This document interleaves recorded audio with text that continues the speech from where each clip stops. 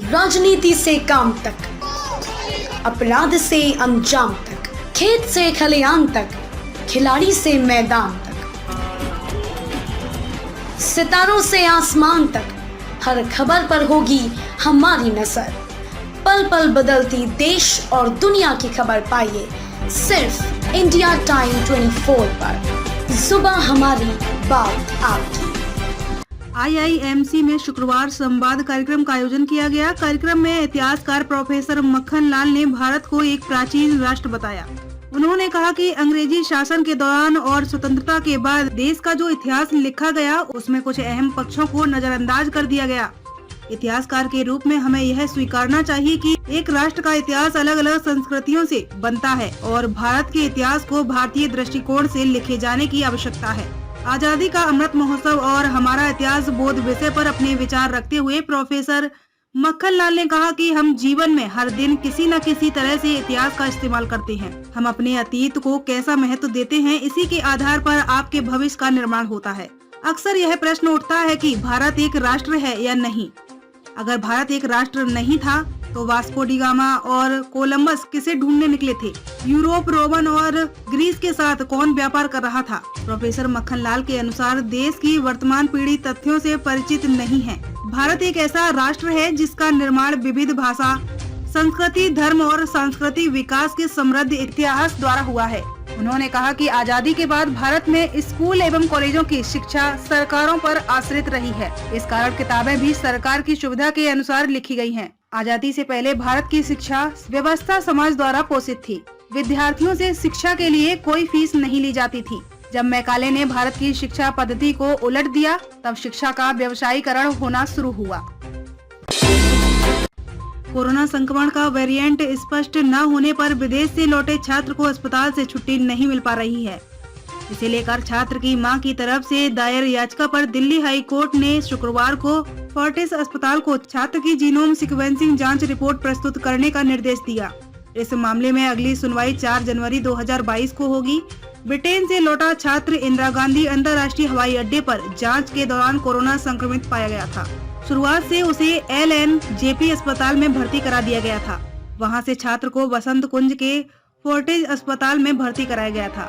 छात्र की मां अर्चना वैद ने हाई कोर्ट में याचिका दायर कर कहा कि उनका बेटा 25 दिसंबर की सुबह से निजी अस्पताल में आइसोलेशन में है और उसे जीनोम सीक्वेंसिंग जांच के परिणाम की प्रतीक्षा के चलते उसे छुट्टी नहीं दी जा रही है।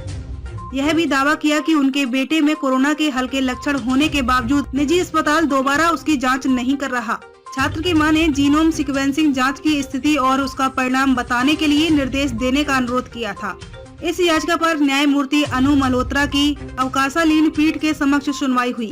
केंद्र की तरफ से पेश अधिवक्ता भारती राजू ने कहा कि 29 दिसंबर की रिपोर्ट के अनुसार छात्र ओमिक्रॉन से संक्रमित मिला था।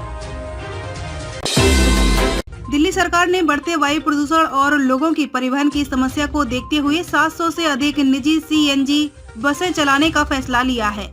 दिल्ली परिवहन आयुक्त को निर्देश के मुताबिक चरणबद्ध तरीके से ये बसें शनिवार से सड़कों पर उतर रही हैं। दोपहर तक इसका असर भी दिखने लगेगा। ये वही बसें हैं जो प्रदूषण की समस्या बढ़ने पर पर्यावरण बस सेवा के नाम से 1 माह के लिए 24 नवंबर से सड़कों पर उतारी गई थी, लेकिन 1 माह पूरा होने पर इन्हें सड़कों से हटा लिया गया था। अब ये बसें 1 जनवरी से दोबारा सड़कों पर आएंगी और 31 जनवरी तक विभिन्न रूटों पर चलेंगी। इन बसों पर पर्यावरण बस सेवा लिखा होगा और लोग DTC की सुविधाओं के साथ इसमें सफर कर सकेंगे। परिवहन मंत्री कैलाश गहलोत ने कहा कि मुख्यमंत्री अरविंद केजरीवाल के निर्देश पर इन बसों को चलाने की अवधि 31 जनवरी तक के लिए बढ़ा दी गई है। उम्मीद है कि इससे दिल्ली वासियों की परिवहन संबंधी परेशानी दूर होगी। गौरतलब है कि इन बसों का किराया उसी आधार पर जारी रहेगा जो नवंबर में इन्हें सड़कों पर उतारने जाने के वक्त तय किया गया था, यानी इन बसों का किराया DTC की बसों के समान ही रहेगा। इन बसों को खासकर दक्षिणी दिल्ली के संगम विहार आदि से जुड़े रूट पर अधिक चलाया जाएगा। इसके अलावा अन्य क्षेत्रों के ग्रामीण और बाहरी इलाकों के रूटों में भी इन बसों को जोड़ा जाएगा। बता दें कि दिल्ली में बढ़ रहे कोरोना संक्रमण के कारण लगाए गए ग्रेडेड रेस्पॉन्स एक्शन प्लान के कारण बसों और मेट्रो में सवारियों की क्षमता 50% कर दी गई है। यहाँ तक कि ऑटो टैक्सी में भी सवारियों की संख्या तय कर दी गई है। इससे लोग चालकों और परिचालकों से भिड़ जा रहे हैं। संगम बिहार में बृहस्पतिवार को उस समय बड़ा बवाल हो गया जब जनता ने डीटीसी और कलस्टर सेवा की बसों में तोड़फोड़ करते हुए जाम लगा दिया था।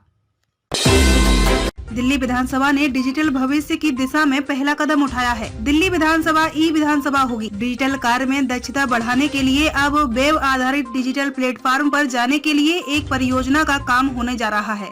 विधानसभा सदन में प्रश्नों के जवाब ऑनलाइन तैयार मिलेंगे। योजना के तहत विधानसभा में सदन की कार्यवाही ऑनलाइन होगी और जनता सवाल जवाब भी ऑनलाइन सुने, देख और पढ़ सकेगी।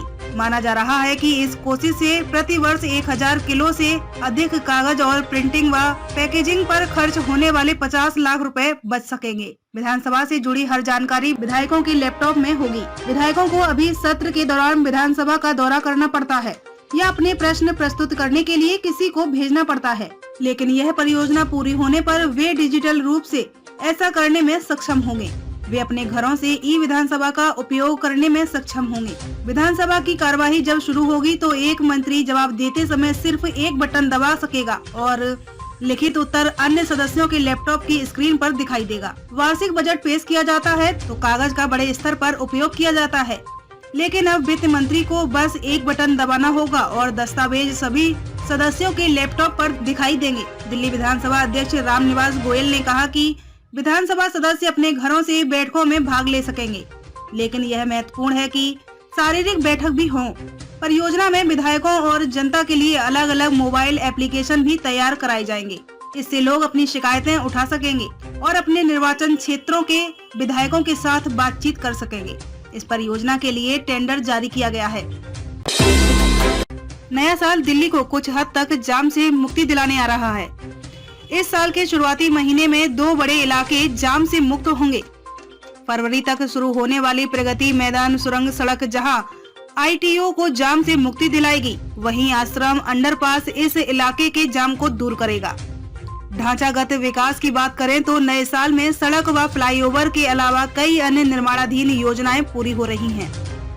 इससे कई इलाकों में यातायात जाम से राहत मिलेगी।